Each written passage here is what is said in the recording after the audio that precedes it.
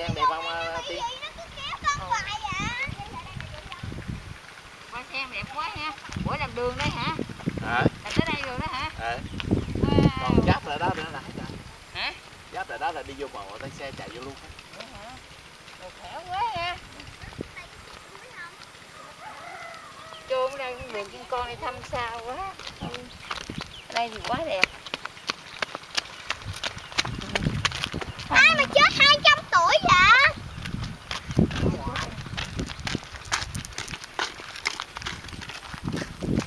Rồi đường tới đây luôn ha. Cái đường phải có nhà tốt lắm ơi.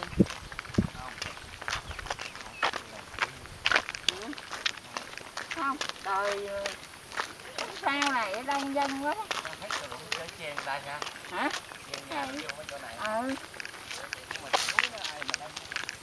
Trời ơi, điện Bây giờ anh ngủ cây rồi. Ủa anh ơi, ai chết 200 tuổi vậy? Ủa cái đó cái gì vậy?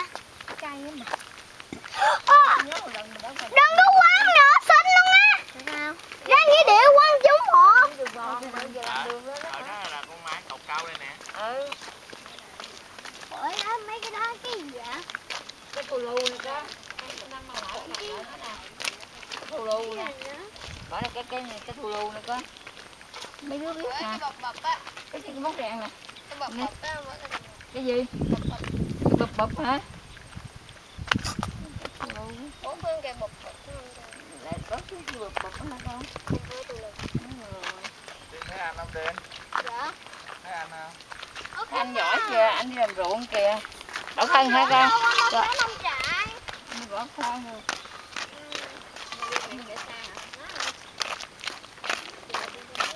Rải lúa, rải mạ hả?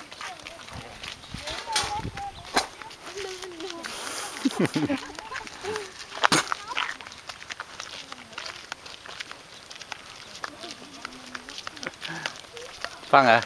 Dạ lúa. Bên đi là lúa rồi.